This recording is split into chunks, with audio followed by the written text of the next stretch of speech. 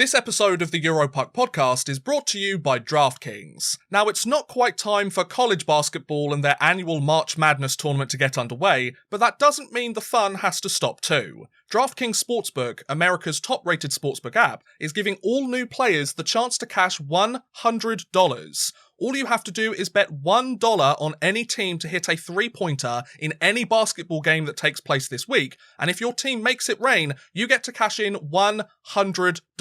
A $1 bet for $100. It sounds like a slam dunk to me, folks. This offer won't be around for very long though, so head on over to your phone's app store, download the DraftKings Sportsbook app, and get in on all the action. If basketball isn't your thing though, they also have daily odds on hockey, soccer, and so much more, so make sure you check them out and make it rain on whatever sport is your go-to. Download the top-rated DraftKings Sportsbook app now and use promo code THPN to get your shot to turn $1 into $100 when you bet on any team to hit a three-pointer in any basketball game this week. That's promo code THPN to turn $1 into a shot at $100 via a three-pointer in any basketball game this week. For a limited time, only at DraftKings Sportsbook. A big thank you to DraftKings for sponsoring this episode.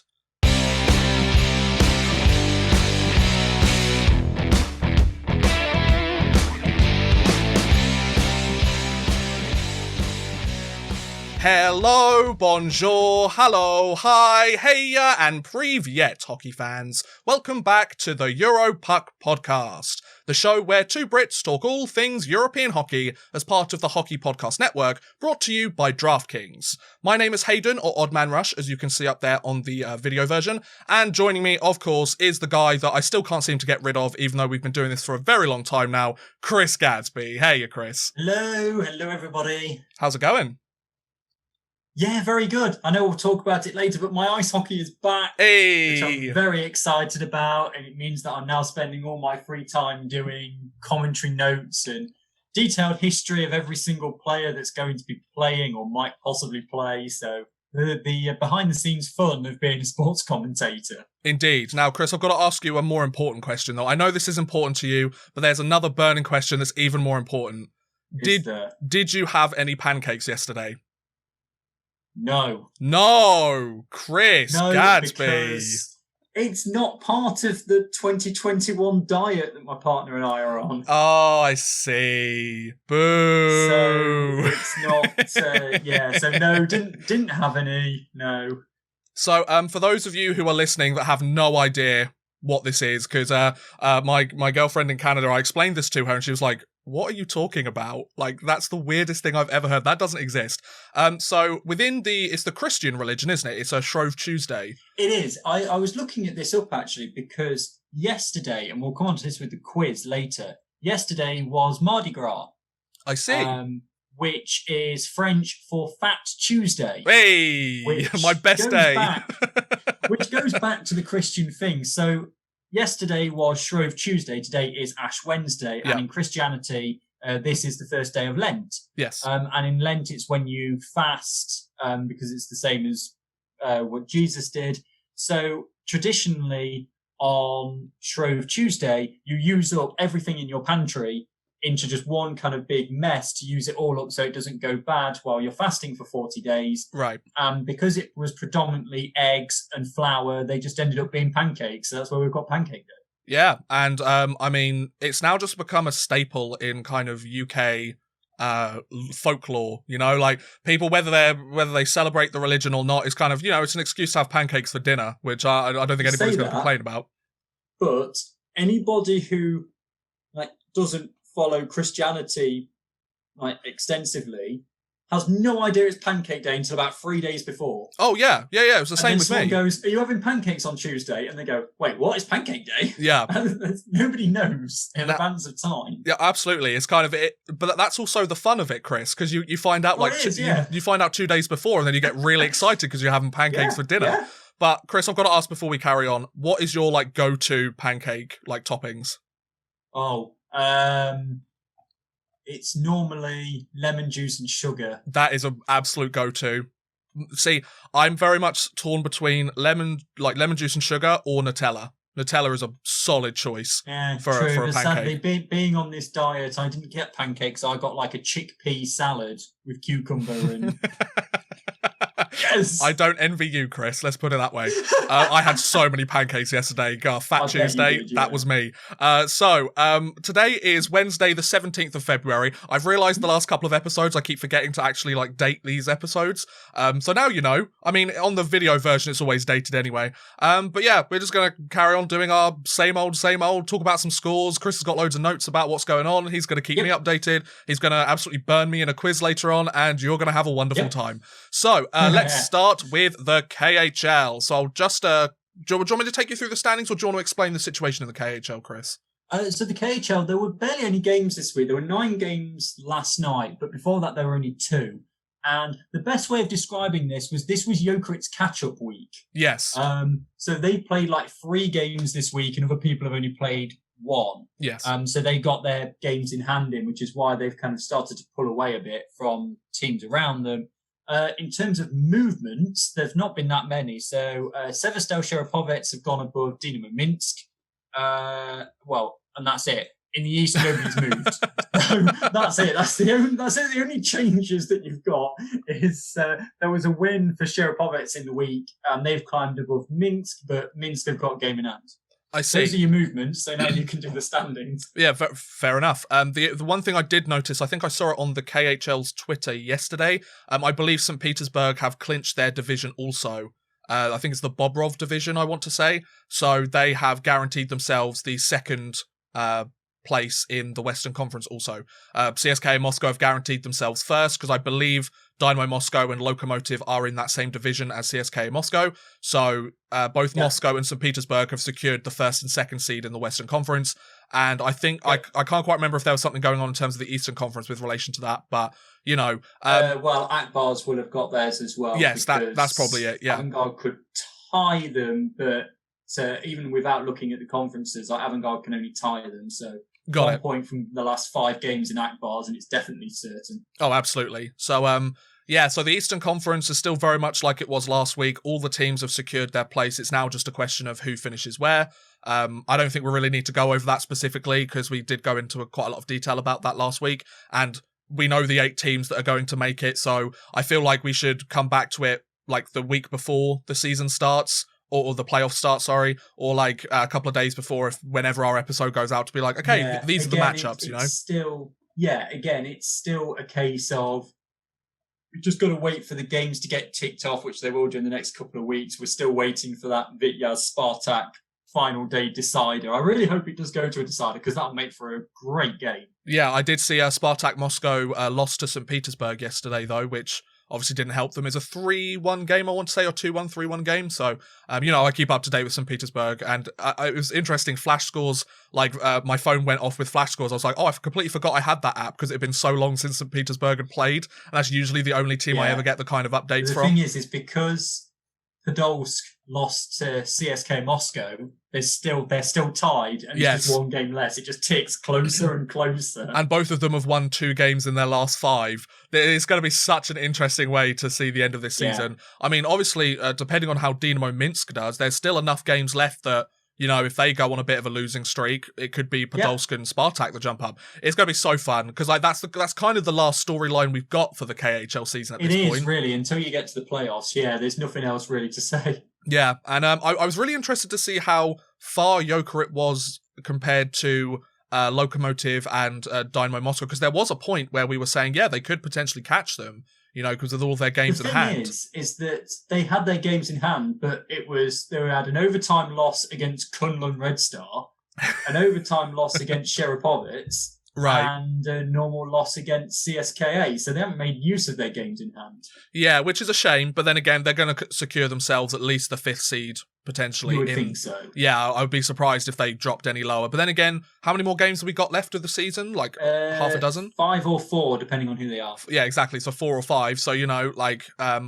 Jokerit, there is the chance for them to drop, but I think they're a good enough team to take the 5th seed. I'm quite surprised they're down in the 5th seed, to be honest. But then again, the KHL's got some very, very strong teams.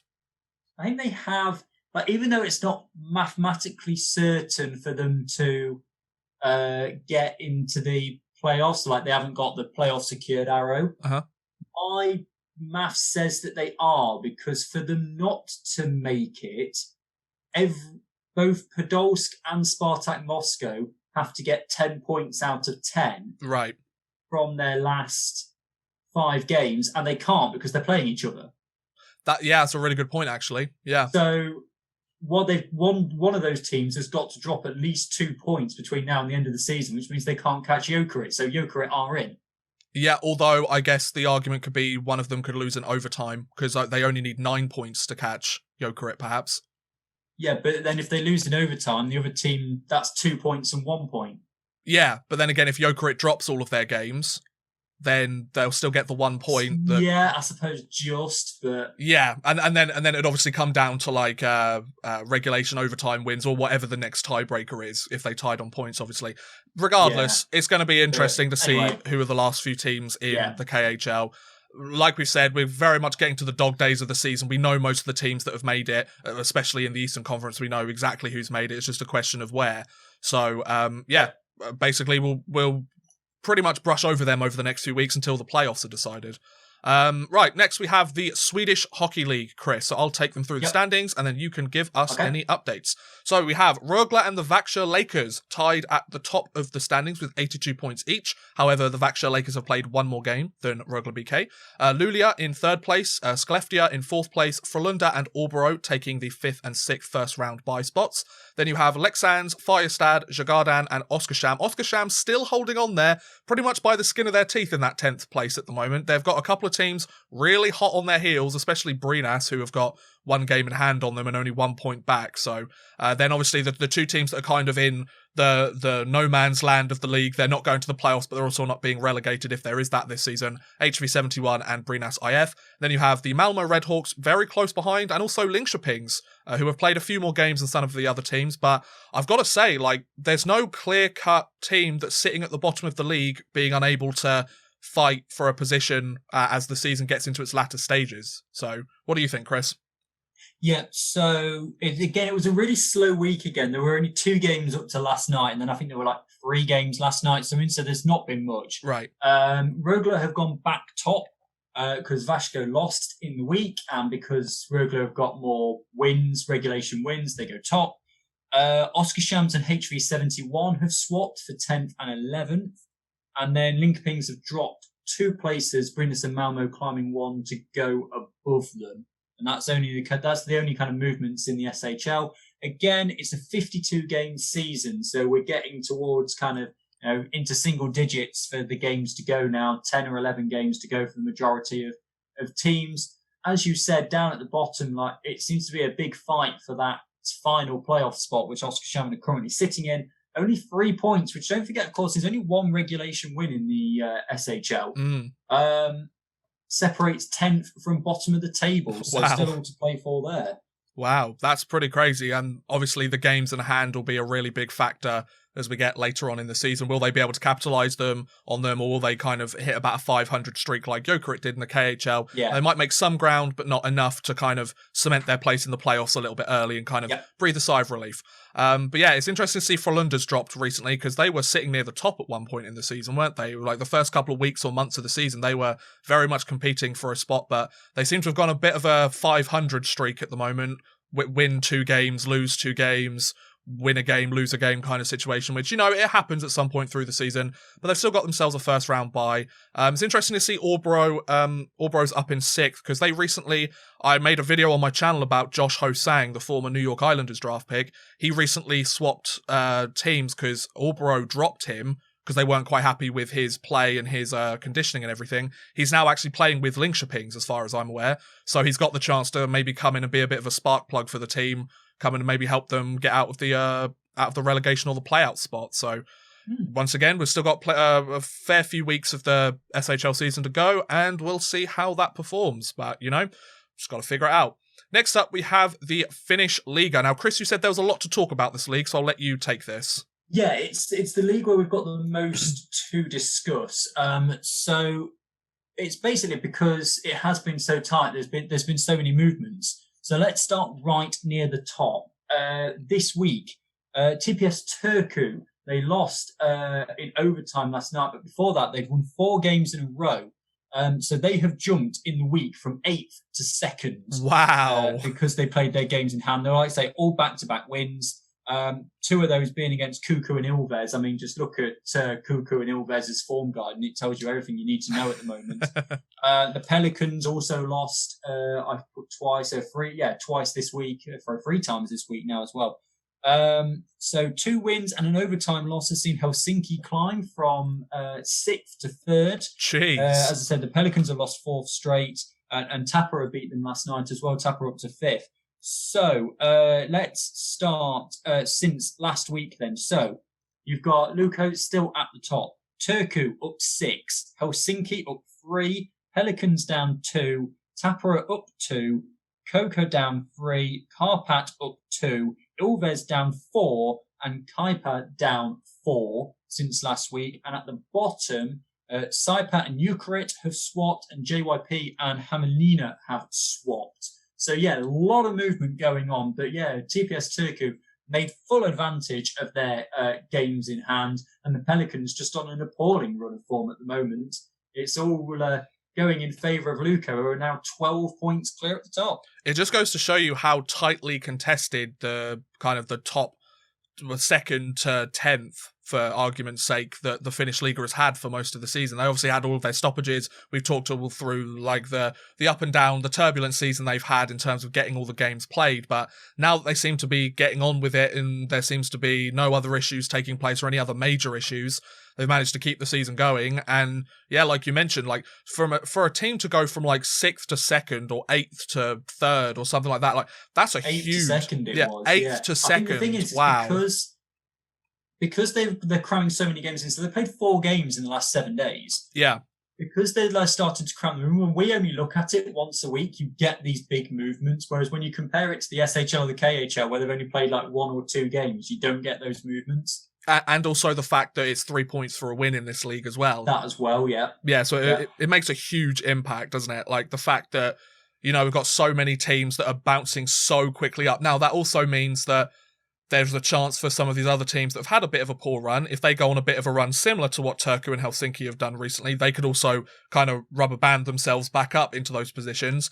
And then it just kind of becomes becomes an argument of who's going to be the last team to do it before the season's over, which will be very exciting, but I think I would imagine it would leave a lot of fans of these teams having a few heart attacks or two. But regardless, it seems very exciting. Like we've mentioned in weeks before, the Finnish Liga still has a fair amount of its season to go, so we'll be keeping an eye on it. And I really do like the fact that you're keeping an eye on all of the standings and stuff, Chris, because it makes it easier for us to kind of analyse, you know, each of the different movements that happens in the league instead of us just sitting here and talking about the standings. So good job, Chris. You're doing great. It's my it was my New Year's resolution for 2021 that I want to do everything that I do better than I did in 2020. So I like that. I wish I could say I've done the same. So let's move on to the Swiss National League, shall we? So Swiss National League, yeah. So we've got it's still pretty interesting to see what's going on here. We've got EV Zug, or Zug, however you want to call it, up in first place, 81 points, 36 games. Then you've got Zurich and Fribourg Gotteron fighting for second place with 68 points each. Interestingly, Zurich have only allowed 97 goals this season compared to Fribourg's 116, so you can tell which team is the better defensive side. Then you've got Lugano with 59 points, Lausanne 56, and Biel with 56. Also Davos with 56 as well. However, Lausanne have only played 29 games this season, so it is still very much up in the air. There's a few teams that are back, especially FC Bern and Lausanne. Then you've got Davos, Geneva Servette, the Rapperswil Jona Lakers, and HC Ambri Piotta in the kind of first playoff round, with the top 6 teams taking a first round bye. And then you've got the Langau Tigers and SC Bern, who would be in the playout or the relegation zone, but they're not having that this year.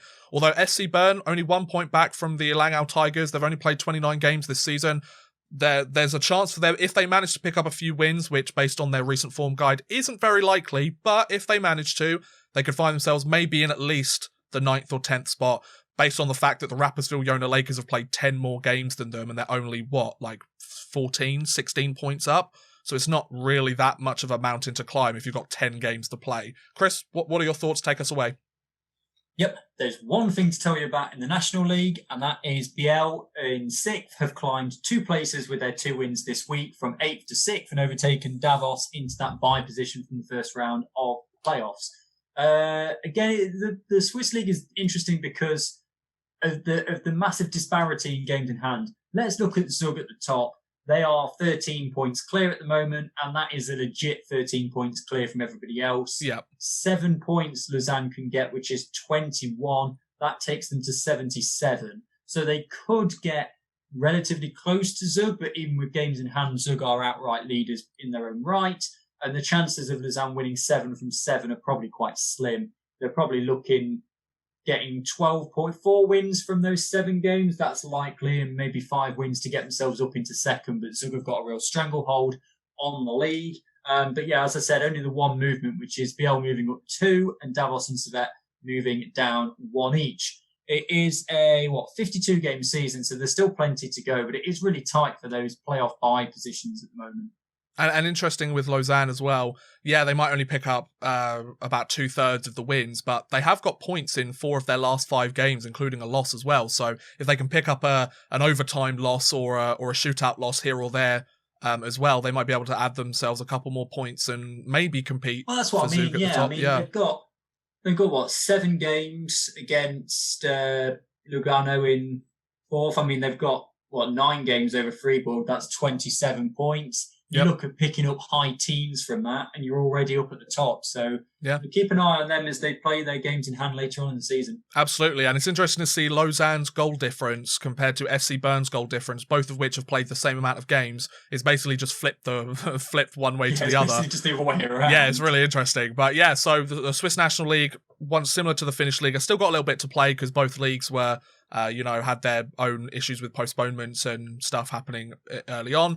But the good thing is we're starting to see less of that across Europe, and I'm really happy to see that because, the vaccine's going out now, and we're starting to see either either leagues taking it more seriously or players taking it more seriously or different, more understanding of how to curb the spread of it as well. So it's really good to see, I'm pretty sure for the last couple of weeks, we haven't really known any really notable stoppages of any kind. There's obviously probably been games postponed here or there, but the fact that the NHL's kind of having that problem now, whereas Europe's okay, we've had this for a little while, we can now just keep going with our season and pick up where we left off. It's really nice to see. It's kind of it's one of those little signs of normality is coming back, and it's a welcome sign if you ask me.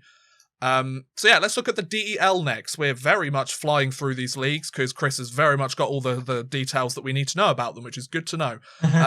So in the North Conference or North Division, however you wish to call it, we have the Berlin Ice Bears up in first, 32 points. Then we have Dusseldorf, Bremerhaven, who have dropped a couple of places, I believe, although Chris will let us know, and Wolfsburg currently sitting in the top 4 positions. Then you've got the Cologne Sharks. You have Eislow and Roosters, who I believe Griffin Reinhardt, who I made a video on recently. I've had a load of comments telling me that he's joined the Eislow and Roosters of the DEL. And the Krefeld Penguin, oh my, they're not doing very well this season.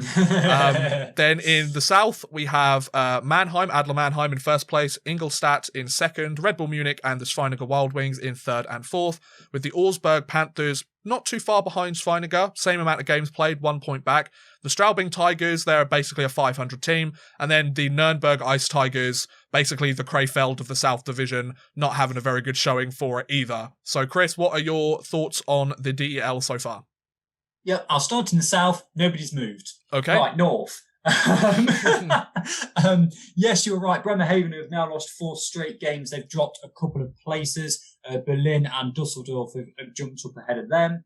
Wolfsburg and Cologne have both jumped ahead of the Roosters as well. The Roosters have dropped quite a bit, again, as you said, with the loss and only the overtime win, so they've been dropping points. So that's the movements in the North. As I said, in the South, absolutely nobody's moved whatsoever. But interesting, the bad run of form that Bremerhaven are having. That seems to be the story in the DEL so far. They've now not won in February, considering we're, 2.5 weeks in it. Wow. And it's also, I've just looked at the form guide for Wolfsburg and Cologne, who obviously jumped up on Eislow. And I mean, Wolfsburg, 5 straight wins, Cologne points in their last 5 with 1 regular overtime loss. So those teams are starting to find some kind of form there. And You've got the Berlin Ice Bears with 4 wins in their last 5 as well. Dusseldorf is an interesting one because they're kind of a 500 team at the moment. So all it would take is for Bremerhaven to win their game in hand, Wolfsburg to pick up a win in their game in hand. And, Dusseldorf are sitting in the 4th or 5th seed. So once again, very interesting to see. We're still at that point in the DL season that enough games have been played that we're starting to see a bit of a gap, but all it takes is a couple of wins to completely change up the table. Although, by the sounds of it, over the last week or so, there hasn't been. So fair enough. Right, let's move on to the Czech Extraliga next. So I will take you through the scores and everything like that. So HC Sparta Prague, they currently have 2 points up on second place Oceleri Trinec, but one game in hand for Trinec. So it basically depends on how Trinec are going to play in that game in hand as to whether they pick up the first spot. Although it has to be said, if you want to compare the two teams, Sparta Prague have 1 more point in their last 5 games, or actually it's pretty equal because they won in overtime or shootout as well. No, it is exactly equal. Yeah, so it's exactly equal, although in terms of the overall record, a regulation loss for Trinec, but a overtime loss for Sparta. If you want to really want to get down to the nitty gritty of it. Then you've got Mlada Boleslav and Liberec also taking 3rd and 4th for the first round bye. Then you've got Mountfield HK, Pulzen, Pardubice, Karlovy Vary, Kometa Brno, Litvinov, Vitkovice and Olomouc for the first playoff berth. Although Mountfield very close to Liberec, Pilsen very close to Liberec, but the rest of the teams are kind of in a league of their own. And then at the bottom you have Zlin and Cesc Budějovic, which... yeah, Cesc Budějovic not had the best of seasons. 5 wins, 5 regulation wins, 27 regulation losses this season. I think it's fair to say that it's not looking good for them, although they did pick up a win in their last 5, which is a lot better than Zlin did. So, Chris, what about the Czech Extraliga? So everybody 7th and up are guaranteed to be in the postseason now. Okay. It's a 52-game season, so you're talking 9 games to go for the vast majority of the side. So everybody 7th and up, we just don't necessarily know, where they're going to be in that. Sparta Prague and Trinec, you feel, are obviously going to be the top 4. It's just not mathematical yet. So everyone top 7th and up. The only movements are after 2 wins this week for Mountfield HK, they've swapped with Pilsen for 5th and 6th place. That's the only move. Okay, fair enough. And they're very close to jumping up to 4th place if they manage to get a win on Liberec, although Liberec do have a game in hand. So let's move on to the Austrian League. Now, Chris, you said there was something else that would make me hate the Austrian League even more, so let's go for it. Oh, yes. I was chatting to a friend of the podcast, Banners on the Wall. Of course, shout out to Banners on the Wall. Yeah, shout out to Banners on the Wall. And he told me that there is, as well as this system, there is a trophy for the Austrian champion. Now, this comes down to, because you've got to remember that Bolzano are Italian. Yes. Bratislava are from Slovakia. Yes. And Fehérvár are from Hungary. So they are obviously excluded from this Austrian champion trophy. And how it works is you get a trophy for being the Austrian side that goes furthest in the playoffs. So if you get to the playoff finals against Bolzano and Bolzano win, you get a trophy for losing the playoff finals, but you're best in Austria.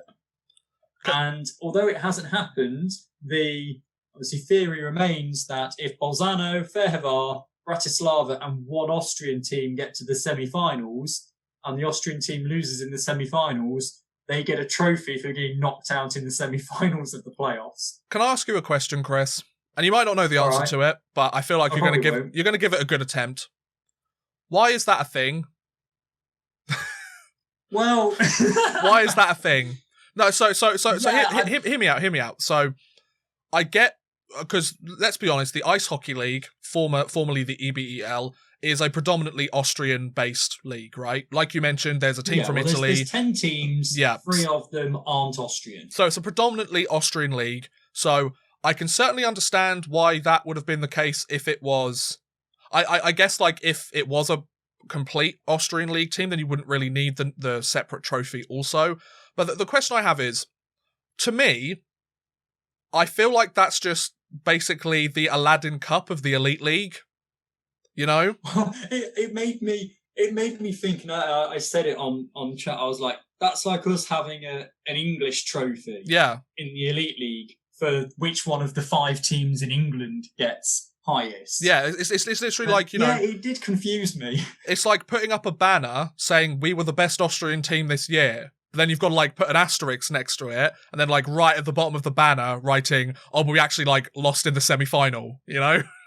It's like, well, Bolzano have won the league twice before, and this is what happened: is that the runner-up got this trophy, but it hasn't happened before. Like Bratislava and Ferrovar have never got that far, so it's never happened that.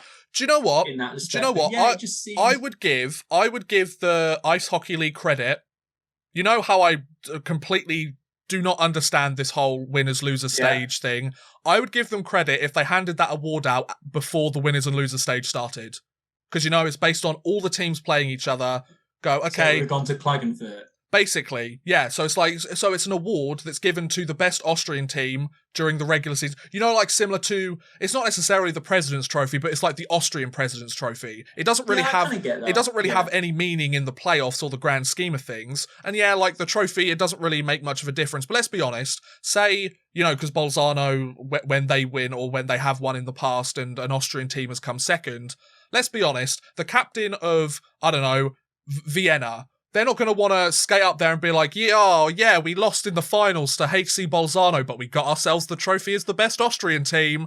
It's like, who's going to want that? Who's going to want that? And and let's be honest, these, in my opinion, I might be completely wrong here. I'm just a guy from England who doesn't really understand the Austrian league by the sounds of it.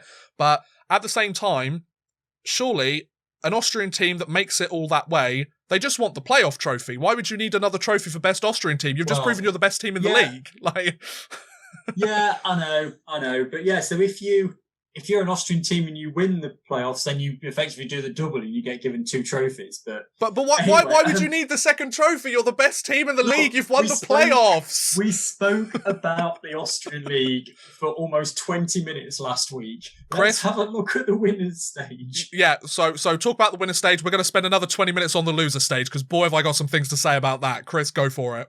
Oh, no. Right. Okay, so winner stage. We haven't got any movements to talk about because it hadn't started last week. Okay. But Bolzano are still top. Klagenfurt have lost both of their games, so they've fallen from second in the main stage down to 4th now. Ferrovar and Vienna have capitalised on that, but Salzburg, who have lost the one and only game they've played so far, are still at the bottom. On the losers stage, here we go. So we've got Dornbirn in 6th, they were. Bratislava in 7th, they were. Graz in 8th, they were. Black Wings are now in 9th. Obviously, they were in last place in the league. Villach are in 10th, and Innsbruck are in 11th.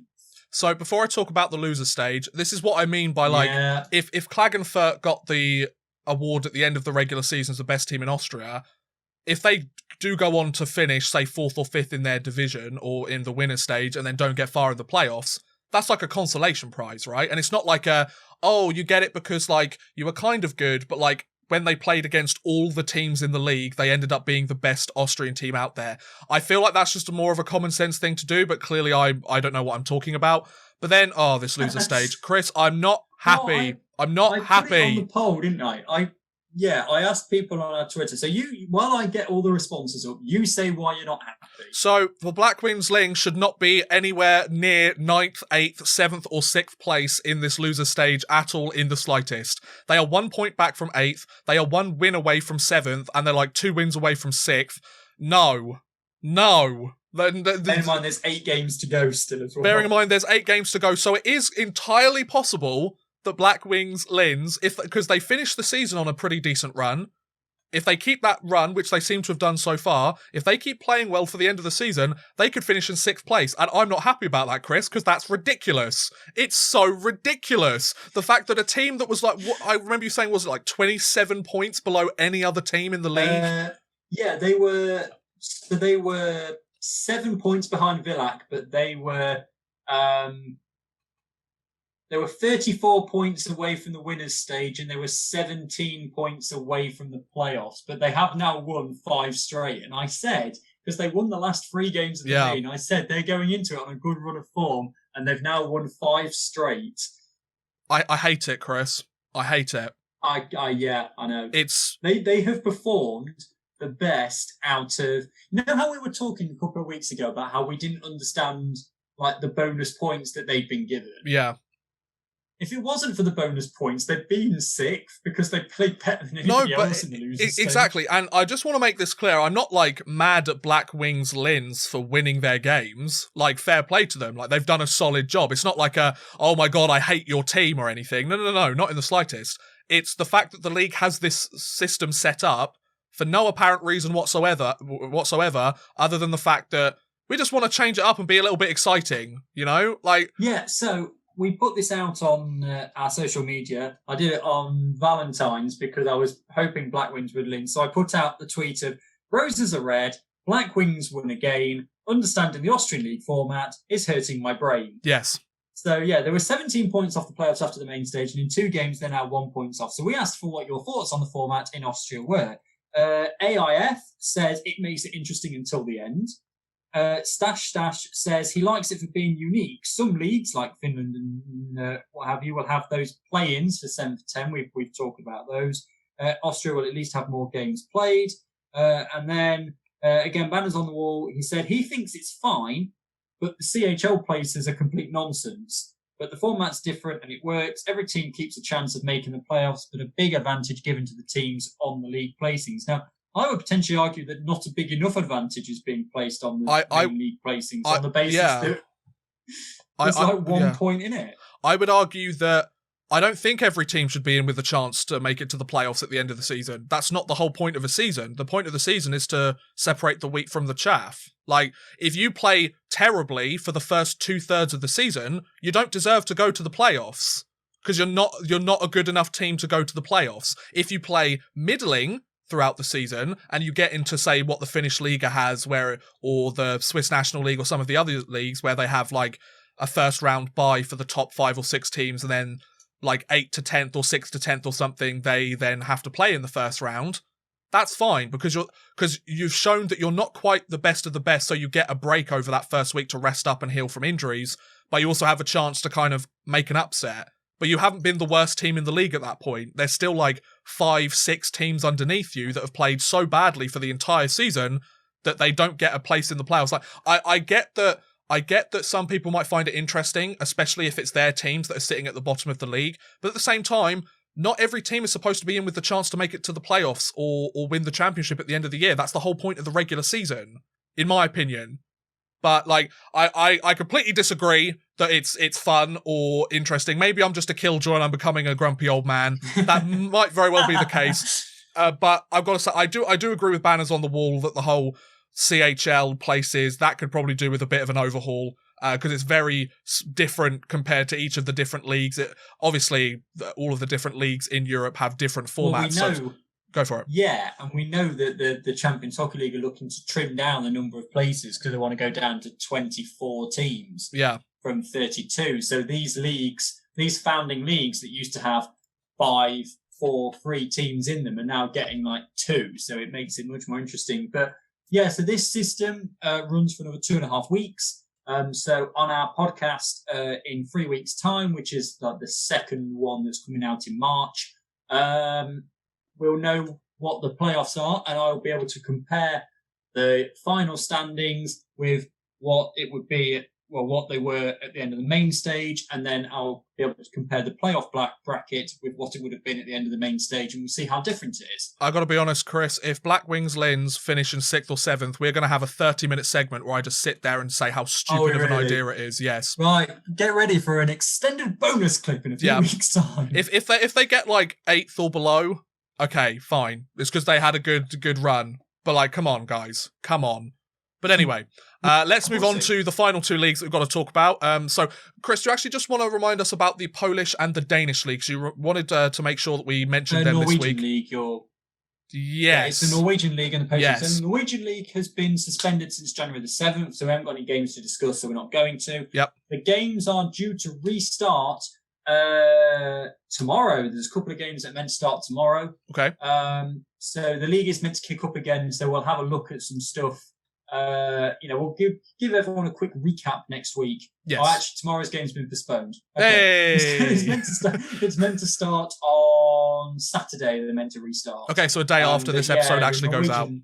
Yeah, so the day after this episode goes out, but the Norwegian League looks like it's still having a few small issues, should we put it that way? Then we'll just quickly talk about the Polish League, because their regular season finishes on Friday, the day this goes out. They are having their penultimate round of fixtures now as we're recording, but I won't go into it because we'll wait for next week. So what is there to talk about? We still don't know the order of a lot of people. We don't know the top seed. It's between Tichy and Jastrzębie. There's 1 point between them. As I said, there's 2 games to go. My money is on Tichy. Yes. They have a game advantage, and they've got to play Zagłębie and Dansk, the bottom 2 sides. Wow, perfect. Jastrzębie have got to play Krakow and Torun, so 7th and 3rd. Okay. Krakow could still make it as high as 5th, so they're going to be really playing for stuff. And bearing in mind that Jastrzębie need to win both those games and hope that Tichy slip up against Zagłębie or Dansk. Now, Zagłębie have won their last 3 straight, so it's not beyond the realms of possibility. We'll keep an eye on it as it goes. And in fact, as I'm talking right now, Tichy are losing to Zagłębie. Wow. Right at this moment, but there's still obviously time to go. Yes. Where are we? They are midway through the second. They're at the exact halfway point. So that could flip everything and make it very interesting. So next week, when the Polish Hockey League has finished, we'll recap the final standings. We'll talk about the playoffs. And that's very exciting. But those are those 2 leagues. Wonderful. So I've now got the Danish Metalligaen up with the standings. I'll just quickly take you through this, because 6 of the 8 playoff berths have been decided, and I don't think it'll be too long until the final ones are too. So we have... It should be it's 7th now. I had a look at it. Oh, is it? The maths are a bit on. Yeah, it's 7th now, because there are 6 games left for Odense, so they can only get to 48. It's just not quite been updated or something. Okay, fair enough. So Herlev, welcome to the club, I guess. So we have the Rungsted Capitals in first place, 88.5. Remember, this is the league that got 0.5 points. Yeah, Europe has been a crazy hockey world to cover this year. Whether it's the Austrian league or 0.5 points or all the stoppages, we've had some fun with it. So Rungsted in first place, then you've got Edgeburg Energy in second, the Aalborg Pirates in third, Herning Blue Fox in fourth, Sondersjijk in 5th, Frederikshavn in 6th, Herlev, the most recent team to get a spot in the playoffs, at 7th, and then the Radovra Mighty Bulls and the Odense Bulldogs taking 8th and 9th. There's, 9 points separating them. To be fair, Odense have picked up points in 4 of their last 5 games, whereas the Mighty Bulls have only picked up 1 win. So, there could be a little bit of a fight going on here. What I was going to say. Yeah, go for it. Yeah, so there's not been any movements. That's the simple thing out of the way. So it's all about that last spot. Yeah. Now, as you said, Odense have picked up points in 4 of the last 5 games. That win was against Rungsted, the top side. Right. So they can pull off these good performances. There's 6 games to go. Odense are 3 games back.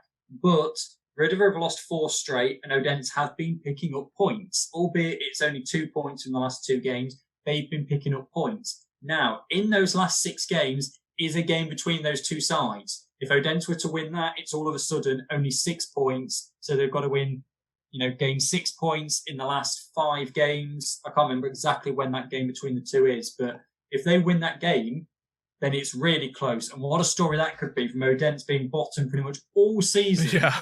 To sneak in with 2 or 1 game to go against Radovra and sneak into those playoffs. And if they do get into the playoffs and they go, yeah, okay, fair enough, we're coming up against Rungsted, they only beat them 4-1 the other week. Yeah. So, it's not unbelievable. That game against Radovra, I've just looked it up, is the penultimate game. So they will know by that point if they've got a chance or not. And that could be a thrilling end to the season. Yeah, it's very similar to I love this time of year. Yeah, it's very similar. It's very similar to some of the other leagues that we've looked at, where it's especially the KHL with Spartak and Vityaz, where their final game is against each other, or they've got one of their last games. So, yeah, it's going to be a lot of fun. And the Danish Metalligaen seems to be almost done, which is good to see. It's good to see that some of these leagues are now actually getting to the end points when there was so much standing in the way of them actually being able to do so. And then last, but by no means least, the French League Magnus. Let's take a look at them and see what's going on here. So, I have the standings here, and then Chris will update us with any movement or any points of note. So we have Rouen still in first place, 12 games played, 34 points. They've got points in their last 5 games, but coming off a loss. Then we've got Nice in second place, which I know Chris wants to talk about because they haven't had a good time recently. Then we've got Angers in third place, but tied with Nice in points. Mulhouse and Bordeaux both on 23 points. Grenoble with a few games in hand on 22 points. They could jump up. We have Gap with 21 points with the same amount of games played as Grenoble, so I wouldn't be surprised to see Grenoble and Gap jump up over teams like perhaps Nice or Mulhouse or Bordeaux. Then you have Anglet taking the final playoff spot as things stand right now with 16 points in 14 games. However, very hot on the heels are the 3 of the final 4 teams: Amiens, Serge Pontoise and Chamonix Mont Blanc. And then Briançon not having the best of seasons, 10 points in 14 games, although they are coming off a win, so anything can happen. Chris, what do you want to say about the French League Magnus?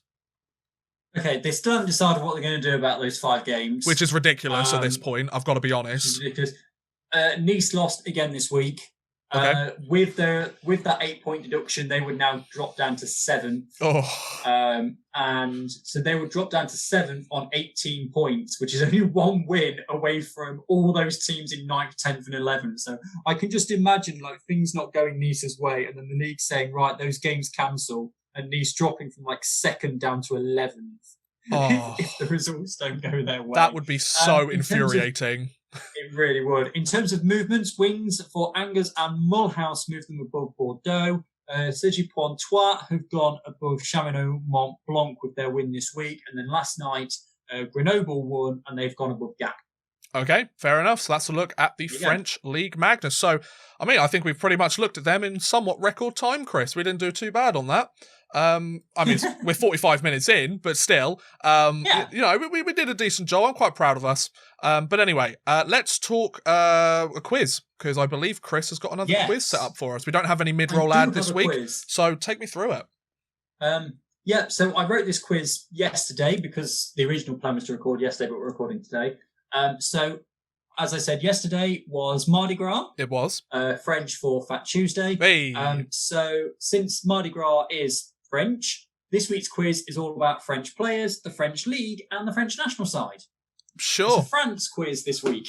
And I'm wearing blue. So wonderful. And you're wearing blue. There you go. Right. So, question number 1. Okay. Which Frenchman has the most points in the NHL?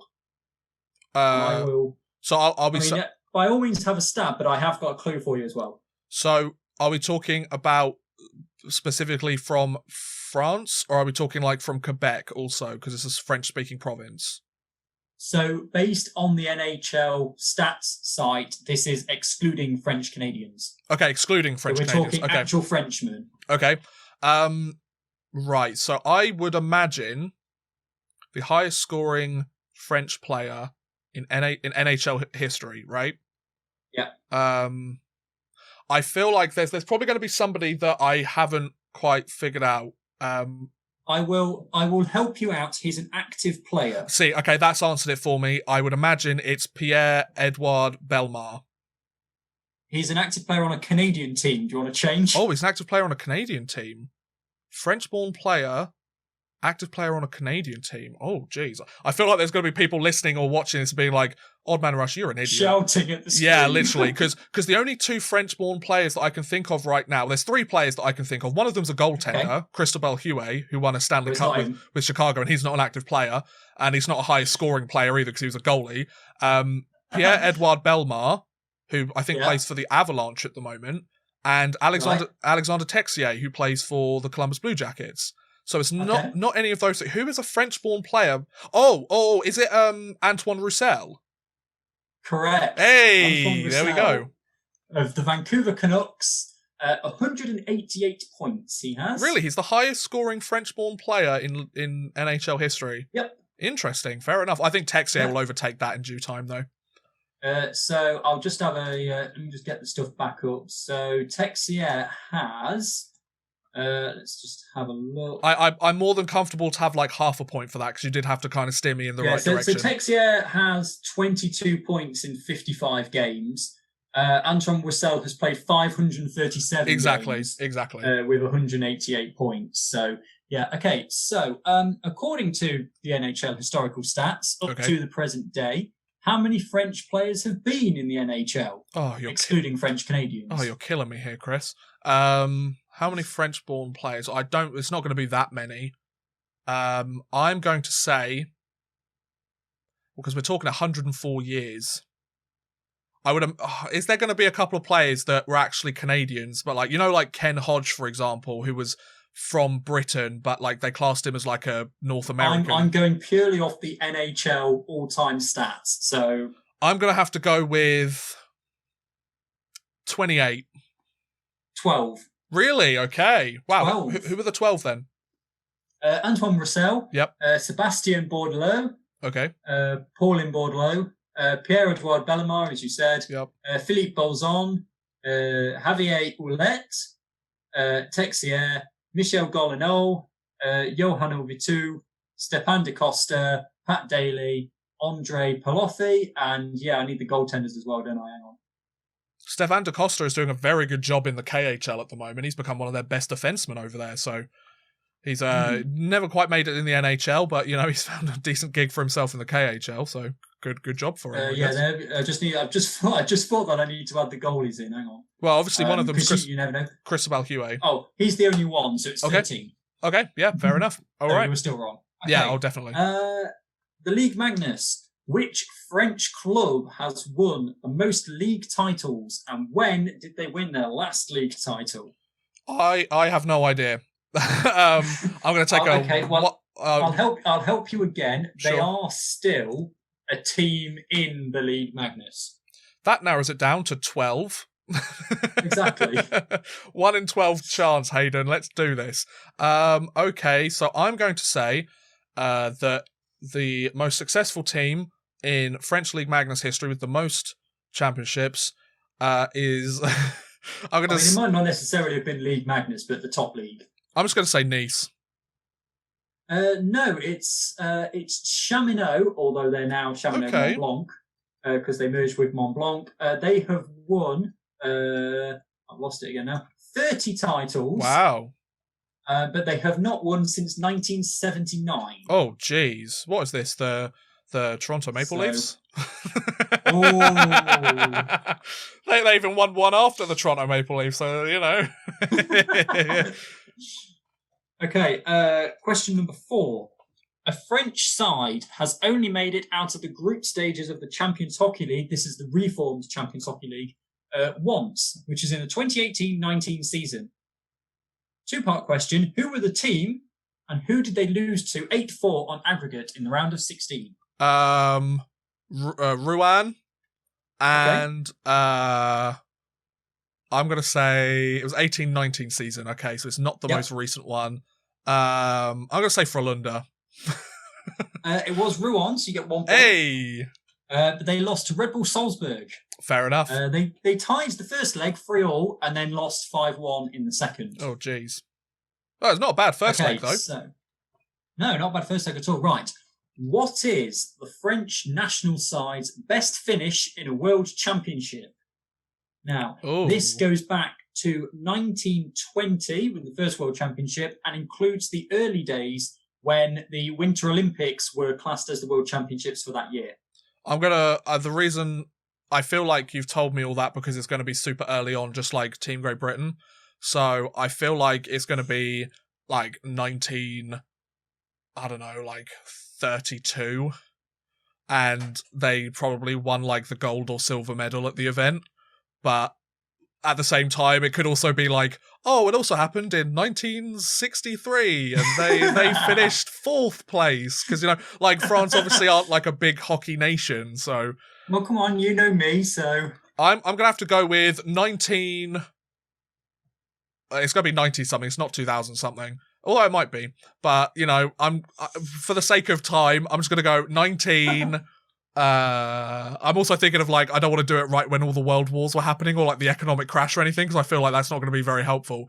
I'm going to say like 1932 and they came 2nd place. No. Damn it. They've never got a medal. Oh, okay. Their best finish is 5th. in the 1920 and 24 Olympics. Oh, okay. I wasn't that far off compared to the 100 years that we've had of the World Championships. You weren't that far off, but no, the French have never got a medal. I suppose obviously when you were back in like the really early days, the gap between like teams like Canada and stuff were just so different. Yeah, back when Great Britain were the best hockey nation out there. The good old days. They were pretty much made of Canadians. Yeah, or like all of our players went over to Canada, you know? Yeah, so final question, bonus fun question here. Okay. So the World Championships, I found this when I was researching the French question, which is why I've included it. Okay. What is, in World Championship competition, what is the biggest victory and which teams were involved? It was almost exactly 72 years ago as it happened on February the 12th, 1949. The biggest World Championships loss, did you say? Yeah, the biggest victory in the World Championships. Right, because I remember like a little while ago I did some research into like the biggest international game, like the highest that score. Women's game that was like 92-0. Yeah, or it's like I looked at like the biggest like men's international game, and it was like Canada versus like Barbados or something like that. I can't remember exactly what it was, but it was like 1,000,000-3 or something. Oh, that's a tough question. Can I ask for a clue that does it include France? No, this is not French. Okay, just wanted to make sure. Just wanted to make sure. I've got to assume it's Canada versus somebody. So I'll give you that. It's Canada versus somebody. Okay, so it was in when? Sorry. 49. 1949. So I'm going to say it was Canada versus. I'm trying to think of all the countries that were around in 1949.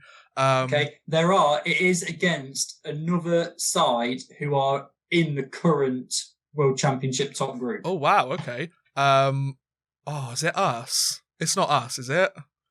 No, it's not us. Oh, thank goodness.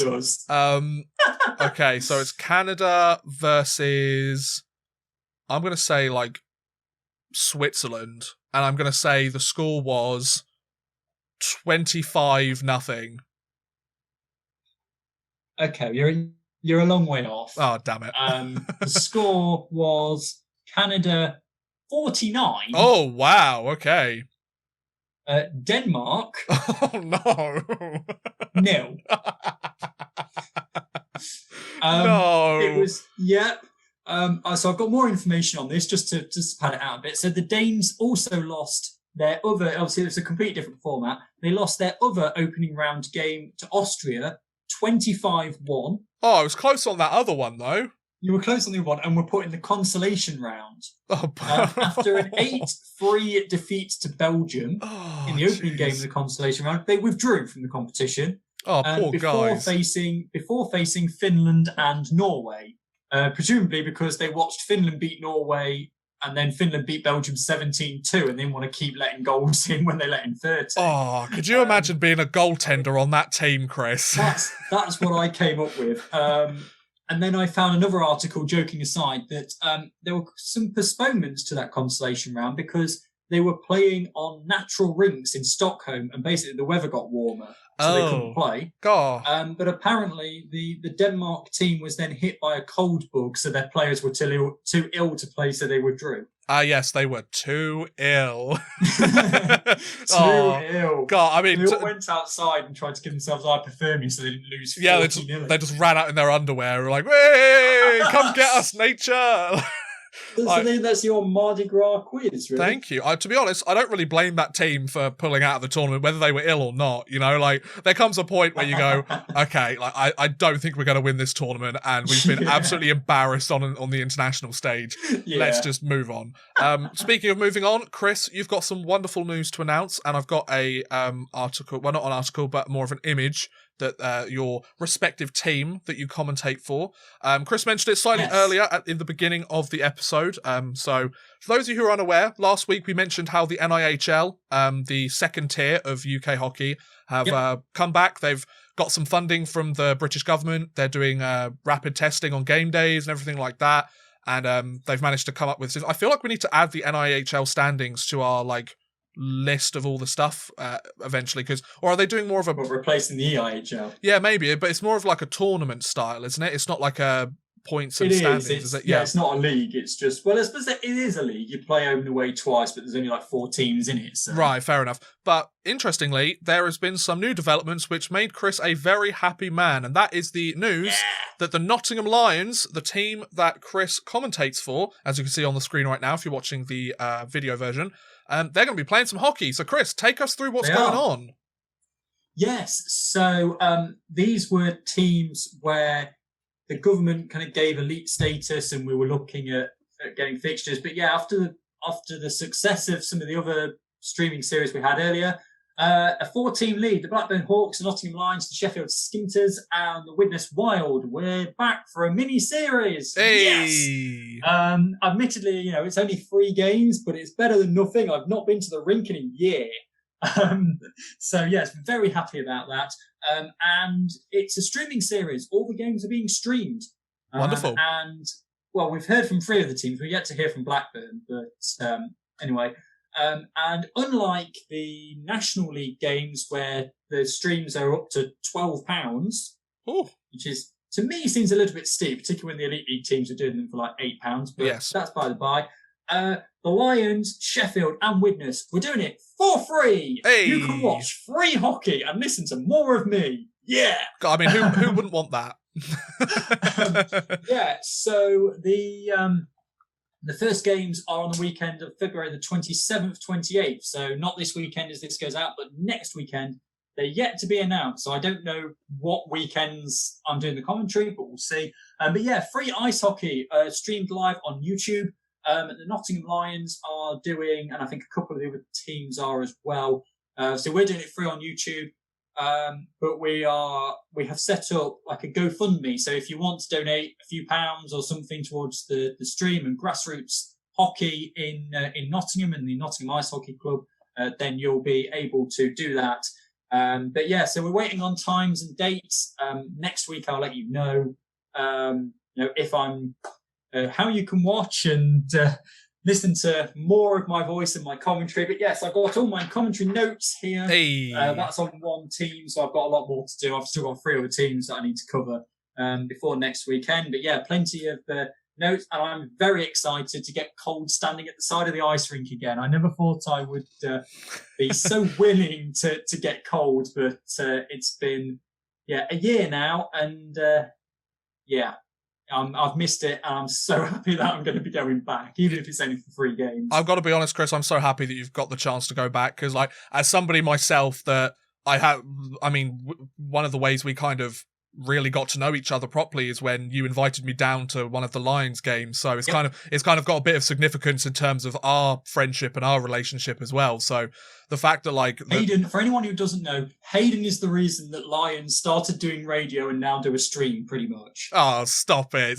It was only you coming down that made me start doing the radio Fair commentary. Enough. Yeah, because I remember we were having a big chat about it before I came down, because I was telling you all about OBS and it's really easy. You just need to do this. I did a practice game the week before, and then we came down, and that was great because it was in the main arena as well. Yeah, I've never seen the main arena so empty, but then again, it also felt so intimate as well. It felt really nice and intimate, like you were basically watching, like you were the only person watching the game. It's like your own private hockey game with pretty good hockey players. It was a lot of fun. If anyone wants to see behind the scenes of broadcasting a hockey game, Hayden did a vlog on it. I'm sure you can find it on his YouTube channel. You know what, Chris? That would be a really good idea for a bonus clip for the podcast. If we could get your behind the scenes of the streaming series would be a really cool idea. I'd definitely love to see it, because I got to see a bit of the behind the scenes. There was a lot of stuff that didn't make it into the video that I made 2-3 years ago now, just because I didn't have my camera out, or it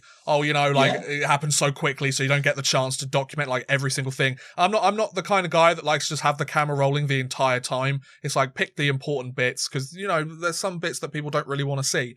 But being able to go behind the scenes in the National Ice Centre and getting the opportunity to kind of go in the underbelly of the whole arena and kind of see what's going on there and follow Chris and see all of the like post-game interviews he does and all of the different stuff that he does. I'm a big fan of the Nottingham Lions. They're a good. I need to get one of their jerseys at some point. I need one of their jerseys in my collection at some point. But yeah, I'm sure we can. Find. Yeah, absolutely. Next time you get the opportunity to come up, we'll sort you out with something. Yes, I'd love to come back up and watch a hockey game because it's been so long since I've seen a game live. Like you mentioned, it's been a year for you. Like I think I'm getting close to like 2 years since I last saw a hockey game. Yeah, because you were meant to come to the Canada game and then didn't because it got called off. So it'll be long time. Yeah, we need to get you back up and back behind the microphone again. Absolutely. Although I think I'll let you carry on the play-by-play because I had no chance. I was like, who are these players? It was fun though. It was great fun. Like, and all the people at the Nottingham Lions organisation are great. I'm glad that some of the teams that, the Lions, we love them, but they're obviously not one of those teams that get the most recognition in terms of the hockey world. So the Sheffield Scimitars, the Widnes Wild, the Blackburn Hawks, like it's really nice to see some of these, for want of a better term, lower tier leagues down the lower tier teams down the chain get a chance to actually get out on the ice again. And because there's no EIHL, there's no, or it's very sporadic with the NIHL at the moment, it means that you might get the chance with your live streams to have potentially a lot more fans than you might usually do, because there's people just so starved to watch hockey, especially Panthers fans. There is that, yeah.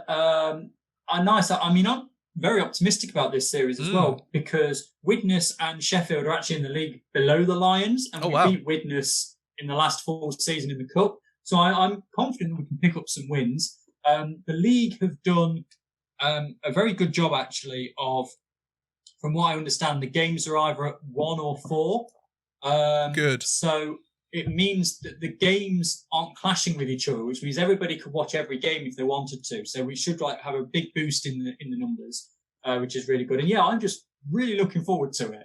And next weekend can't come around quickly enough, to be honest. And it's like you mentioned, because we've obviously talked about over this podcast series, like how the lack of sports over extended periods of time is kind of gets you down after a while, especially if you're a big sports fan, or if, like Chris, for example, you're involved in it and some, like, potentially part of your income is related to the fact that it doesn't just have the effect of, I don't get to watch sports. It's also, okay, I might need to plan a little bit better in terms of my finances or the work that I have to do or now don't do. So the fact that you're getting the chance to get back into the arena for something you enjoy doing, like it's not. I mean, this is obviously my volunteer area, not my paid BBC work, but still, it's just getting back to the rink, and it's going to be so good.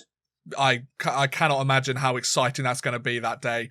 I look forward to seeing you on the chat on the stream. For sure, yeah. And next week I'll bring up the GoFundMe. We'll have a bigger chat about it. I just wanted to put it out there and kind of be like, guys, keep this in mind, because you should be able to watch from all over Europe. So if your league is, your team's out of the playoffs, or you haven't got the chance to see one of your local teams, you want to help support the podcast and help support Chris, then feel free. You don't have to do anything else other than turn it on and watch, which you can't really ask for much more than that. And then you get to see Chris run the show, which will be a lot of fun. I get to sit there and watch as well, so I get to be one of the viewers. That's going to be great fun. But yeah, so the only other thing I wanted to talk about in this episode, Chris, do you have a list of the European NHL rookies on you? Oh, now you're asking, aren't you? I need to actually get this definitive list. Yeah, so I kind of have to go country by country a bit. So sure, and because the only reason I mentioned is because it's been a week or two since we last brought them up, and I know there's a couple of players doing really well. There's a couple of players that getting there, but take us through them. Yeah, so leading rookie from Russia is still Kirill Kaprizov, of course, who has 9 points from his 12 games for Minnesota. So a good start for him. Good start. Let's go and have a look at some Swedes. Swedish, you've got Nils Hoglander, 7 points from 19 games for Vancouver. William Legerson, 2 points from 8 games for Edmonton. What a notable country we've got. We've got the Finnish, haven't we? Yes. Finns. How crazy is it that the Vancouver Canucks have played 19 games this season already? Yeah, I know. That's nuts. They're almost halfway through. I just keep looking at Yeah, I keep looking every day and just keep seeing the Toronto Maple Leafs up at the top and smiling. Oh, do you want to have a little chat about their game against the Senators, Chris, or are you all right? No. Yeah, I'm all right, yeah. to be fair, the Rangers... I'm wearing a Rangers shirt today, and they lost against the Devils, who hadn't played since January 31st. I was so bloody mad. I didn't see with the Toronto game, because I get the score updates first thing I wake up and I go, 6-5 overtime loss, that's fine. And then I look on Twitter and I go, we were 5-1 up? Oh, okay. Do you want to know the worst bit? There was only 20 minutes left to play, Chris. You were 5-1 up after the second period. It just puts me in mind of that Game 7 against Boston. But, yes. Let's from the Czech Republic, Jakub Zabril, 2 points in the 14 games as well. Zabril's played pretty well. Yeah, noticeable players. But did you pick up the guys from Finland? I don't think we mentioned them. Oh, well, I looked it up and then I moved on. So we've got E2 Lustarian, yes. 6 points from Florida. Yannick Kukukin from New Jersey, 6 points in 10 games. Wow. Jusso Valimaki, 5 points in 15 games as well. Let me just have a look at the goaltenders. Rookie goaltenders. Let's have a look. We get stats on the rookie goaltenders. Who have we got here? Let me just go back on the countries. I'll get a definitive list for 1 week. Yeah, no worries. It's all good. Probably by the end of the season. Igor Shesterkin from the Rangers, 3 wins from his 10 games, save percentage of .918. Ilya Sorokin has recovered somewhat from his rather bad start. He's got 1 win from the 4 games that he's been a part of, .895. Any Swedes? See, the thing is, rookie goaltenders, you don't get that many of them, do you? Because they're... or they don't play very much time because they're usually the backups. They have to develop a lot more, yeah. Marcus Hoberg, 2 wins from his 9 games, .860 save percentage. He's like 27, I think. Is crazy. Still comes up as a rookie. Yeah, fair enough. From Finland, Kevin Lakinen. Yes. 6 wins from 11 games. He's done well. .925 save percentage. Wow. 2.49 goals against average there. So .925. .925 for his rookie season. 6 wins in 11 games. How's 3 of those? Sorry, how's I was going to say 6 wins, 2 losses, and 3 of those were overtime. So he's doing really well. How's Vitek Vanacek doing, the goaltender for the Washington Capitals? I'm not sure if he's a rookie, but I think he is because this is his first real stint in the NHL. 6 wins from 12 games, .906 save percentage and a goal against average of 3.06. Okay, so still pretty good. So yeah, that was a quick look at the European NHL rookies. We kind of mention them every once in a while, depending on whether we have time or not. And this week we had time, so I figured we'd take a look at them. So if you're an NHL fan also, and you heard one of your team's rookies on there, you are very welcome. So, Chris, I think it's time to end this week's episode of the Europuck podcast. Yep. I think it was a pretty good one, if I do say so myself. So yeah, Chris is very happy. He's got some hockey to start in the coming weeks, and we're gonna have to keep a Nottingham Lions update as a new section, being so how did they do this week, Chris? And you'll be like, we won again. Yeah, we actually won a game. So yeah, on that note, I think this is a really good place to end this week's episode. Thank you everyone so much for either listening or watching this, whether it's the audio versions on your various podcast platforms or whether it be the video version on YouTube. We really do appreciate you coming and checking us out this mid-February time. There's no snow here anymore, so you don't have to wrap up as warm. I quite like it though, to be honest. Yeah, it's it got to the point where it wore out its welcome, really, didn't it? Yeah. So yeah, if you want to keep updated on all things Europuck podcast or send us your thoughts, opinions or questions, either from today's show or so we can read them for our next show next week, you can follow us on Twitter at Europuck Podcast. It's on the screen for the video version. Twitter there and Instagram is exactly the same. So either or, go and follow us on both. We're great, right? And then if you enjoyed listening to either or both of your hosts today, which we kind of hope you do because it's been about an hour since we started. So if you don't, let's try and figure this out, guys. So yeah, you can follow myself on Twitter at OddmanRushYT or Chris at Chris_Gadsby. Thanks again for listening, guys, and we'll see you again next time. Have a good one, folks.